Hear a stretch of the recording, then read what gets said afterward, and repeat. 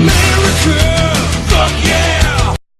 The very word secrecy is repugnant in a free and open society, and we are, as a people, inherently and historically opposed to secret societies, to secret oaths, and to secret proceedings. For we are opposed around the world by a monolithic and ruthless conspiracy that relies primarily on covert means for expanding its sphere of influence, on infiltration instead of invasion, on subversion instead of elections, on intimidation instead of free choice, on guerrillas by night instead of armies by day. It is a system which has conscripted vast human and material resources into the building of a tightly knit, highly efficient machine that combines military, diplomatic, intelligence, economic, scientific, and political operations. Its preparations are concealed, not published. Its mistakes are buried, not headlined. Its dissenters are silenced, not praised. No expenditure is questioned, no rumor is printed, no secret is revealed. Oh, good. Honey, I heard on the news that they figured out that the gun, what happened is that there is an echo, and that Kennedy was asking Jackie what it was, and that's why his head flew up. Honey, what time's Gladiators on? Are we missing it? Why did you lie to get us into a war that was not necessary and that has caused these kinds of casualties? Why? Well, first of all, I haven't lied. I did not lie then.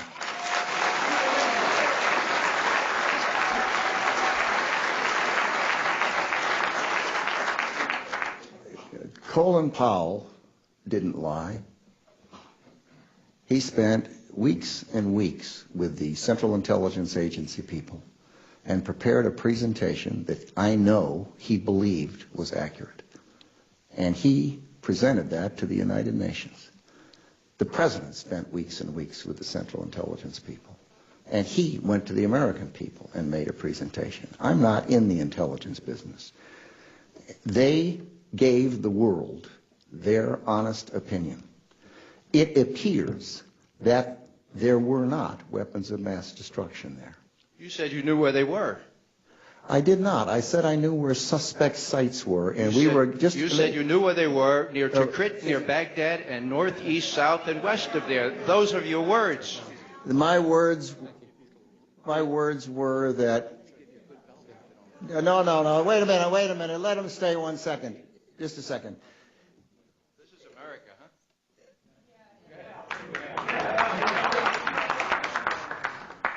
You're getting plenty of play, sir. I just like an honest answer. I'm giving it to you. We're talking about lies, and your allegation that there was bulletproof evidence of ties between Al-Qaeda and Iraq. Was that a lie, or were you misled? Zarqawi was in Baghdad during the pre-war period. That is a fact. Zarqawi? He was in the north of Iraq in a place where Saddam Hussein had no rule. That's where he was. He was also in Baghdad. Yeah, when he needed to go to the hospital. Come on, these people aren't idiots. They know the story. You are... Let me give you an example. It's easy for you to make a charge, but why do you think that the men and women in uniform, every day when they came out of Kuwait and went into Iraq, put on chemical weapon protective suits? Because they liked the style? They honestly believed that there were chemical weapons. Saddam Hussein had used chemical weapons on his own people previously. He'd used them on his neighbor, the Iranians, and they believed he had those weapons. We believed he had those weapons. That's what we call a non sequitur. It doesn't matter what the troops believe. It matters what you believe. I think, Mr. Secretary, the debate is over. We have other questions. Okay. Courtesy to the audience.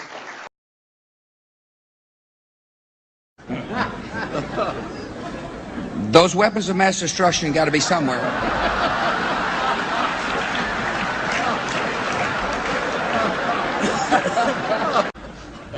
Nope, no weapons over there.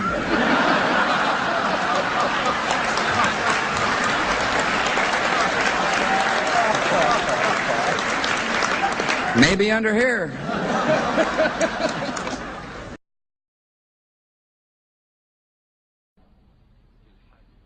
I'm aware that there's still some who would question or even justify the offense of 9/11. But let us be clear.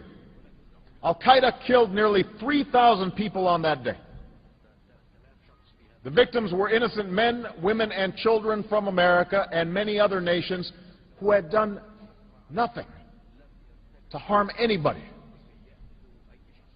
And yet Al-Qaeda chose to ruthlessly murder these people, claimed credit for the attack, and even now states their determination to kill on a massive scale. They have affiliates in many countries and are trying to expand their reach. These are not opinions to be debated. These are facts to be dealt with. These are not opinions to be debated. These are facts to be dealt with. Let us never tolerate outrageous conspiracy theories concerning the attacks of September the 11th. Malicious lies that attempt to shift the blame away from the terrorists themselves, away from the guilty. We're going to take a closer look tonight at another example of where, despite the conventional wisdom, there were people in the United States who actually were preparing to defend against the kind of attacks which occurred here on 9/11. The North American Aerospace Defense Command, NORAD for short, has been defending the skies over the U.S. and Canada for almost 50 years, 46 to be precise. USA Today reports that in the 2 years before the attacks on September the 11th, NORAD conducted exercises using hijacked airliners as weapons. And one target was the World Trade Center. We knew he hated us. But there was nobody in our government, at least, and I don't think the prior government, that could envision flying airplanes into buildings on such a massive scale. I don't think anybody could have predicted that these people would take an airplane and slam it into the World Trade Center, take another one and slam it into the Pentagon. But that turns out not to be true. U.S. military planners did envision and practice those very scenarios. As reported by USA Today, the North American Aerospace Defense Command, NORAD, conducted exercises with fighter jets, simulating hijacked planes flown into the World Trade Center. That there are known knowns. There are things we know that we know. There are known unknowns. That is to say, there are things that we now know we don't know. But there are also unknown unknowns. There are things we do not know we don't know. Hello, everyone. Today I'm going to read a story that's on ACLU.org. This one is called "The House Gets Ready to Vote on New Worldwide War." So, a couple of minutes past midnight, Representative John Garamendi offered an amendment to strike Section 1034, the new authorization for worldwide war provision, from the NDAA, visibly angry that such large sweeping provision had not yet had public hearing whatsoever. He vigorously characterized it as a broad declaration of war. Representative Garamendi was very concerned by the limitless geographic boundaries of the provision. Essentially, it would enable the U.S. to use military force anywhere in the world, including within the United States, in search of terrorists. He also alluded to the idea that the HASC might not have proper jurisdiction over such a provision in the first place, suggesting that it would be an issue for the Home Foreign Affairs Committee to take up, which we're all familiar with by now. Clearly, he was beyond troubled by the fact that the markup was the very first time either committee has discussed the provision. Representative McThornberry of Texas was the only member to speak in support of Section 1034 of the NDA. Interestingly enough, he didn't reply to the declaration of war as charged by Representative Garamendi. In defense of Section 1034 and in opposition of the amendment, Representative Thornberry said the authorization of use of military force, AUMF, of 2001 was hastily written, and it is no longer responsive to the threat Americans face from terrorists today, even though peanut allergies kill more people than terrorists every year. He said the provision in the NDAA updates of the 2001 AUMF, and it is an especially good time to address it in light of the capturing and the killing of Osama bin Laden, which we all know is a crock of shit. But story time. Debate on Representative Garamendi's amendment ended when he withdrew it and declared that he plans to introduce it again on the House floor, where he expects it to be a fully engaged debate. Well, I would certainly hope so. So while a new authorization for worldwide war has had its first public debate, it unfortunately only lasted a hair over 10 minutes, because it's not really that important, and occurred after midnight. What a crock of shit. Though it is very troubling expansion of war authority, while it is a very troubling expansion of war authority, it has been lingering for more than 3 years as a sleeper provision, where have I heard that word sleeper before? And it is finally getting the attention of some members of Congress. We hope that further debate in Congress in the weeks ahead will allow for a more in-depth examination of unchecked authority to wage worldwide war and what the outcomes of such a provision will yield. So, yeah, I don't like that story. So, alright, I've talked about this in another video, and I've talked to a friend of mine in England, and now I'm trying again to try to get the mood right. I'm proposing a worldwide meditation. Just for 5 minutes, whatever, something in your day. Just stop, and whatever you're doing, just pump out 5 minutes of positive energies, positive thoughts. Just stop, whatever you're doing, unless you're driving. That might be bad.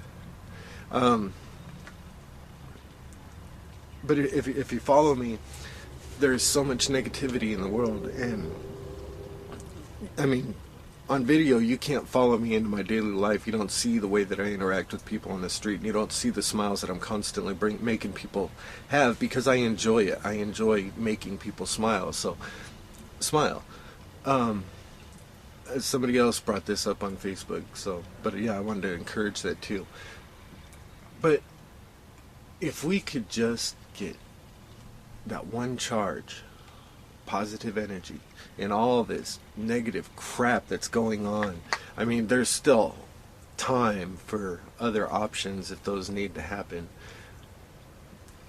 But just for 5 minutes. There's always other options for other times, but if we could just all get together and pump out some positivity all at once, all around the world. I'm thinking on May 20th, say 3 o'clock in the afternoon, Rocky Mountain time. I don't know what that would be in your city, but that would be awesome. Thanks. Peace.